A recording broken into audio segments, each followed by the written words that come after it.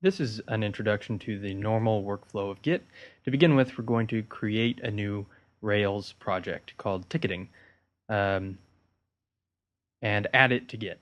So we run Rails ticketing, and the first thing that we're going to do is add a .gitignore file to tell Git files that we don't want it to add by default into the repository. So we put in the log files, temp files, DS store if you're on a Mac, and whatever else you don't want it to track in general. And you can see that the .gitignore file is in the root directory of what we want it to ignore. And then we'll run git init, git add, and git commit like we went through a little bit in the previous chapter. And we're going to make a change. So we have our initial commit in there, and we've started to work on the project. And so at this point, we're going to put in a README file that's specific to our system, and I'll add in an author as well. So I'll put myself in here, and this will be sort of the first change in our project. So now I'm going to look at the git status, and I'll see that that file has been modified in my working directory. So if I were to try to commit this at this point, it's not going to do anything because it's not in my index. It's not a staged file right now. So if I run git commit, it'll say that there are no changes added to the commit because there's nothing there's nothing that we've added yet. So what we're going to do is run git add readme, and we can see a change. This is a change to be committed. It's a staged file, and now when we run git commit, it will actually add that file as a new commit.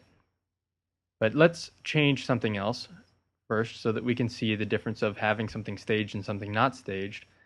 So we're going to go into the environment.rb file. We're going to uncomment a line.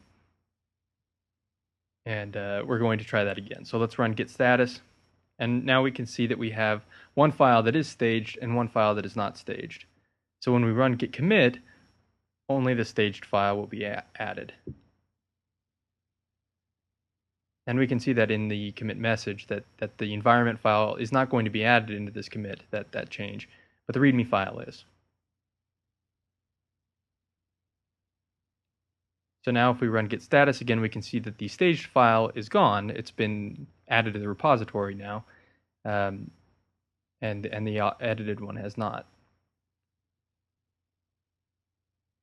So let's make another change to the README file, and I'll show a slightly easier way of doing this.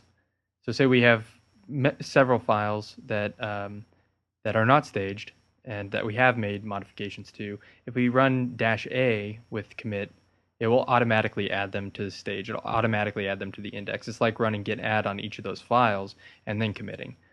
So this is generally an easy way of adding everything that's been changed before the commit happens. And now we can see both files have been added. And if we run git status, we have a clean working directory again.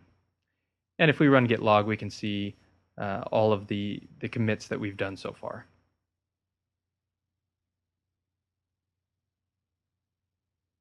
So I'm going to run git ls files -- stage to get an idea of everything that I have in my index right now.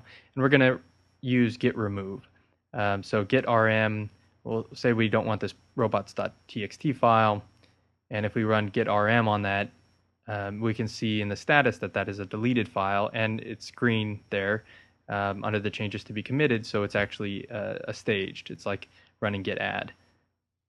And if we commit that, then we can see the new commit. We remove the robots file, and if we look at our index and our working directory, the file is gone. So Git is no longer tracking that file. So if you need to remove a file, git rm is certainly the way to do so.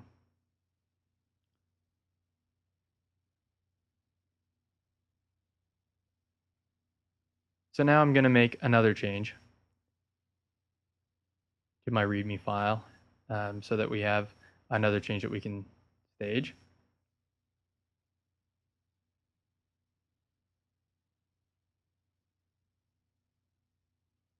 And I want to show you when the file actually gets added to the repository. So if we look at count objects, will tell us how many objects we have in the repository. When we run git add, it actually generates the SHA and puts the object in the Git repository. And when we do commit, it's going to add a new tree object and a new commit object. So now we can see that 2 more objects have been added. But it's the git add that actually adds the content into your repository, and the commit that actually adds the commit object and the tree object.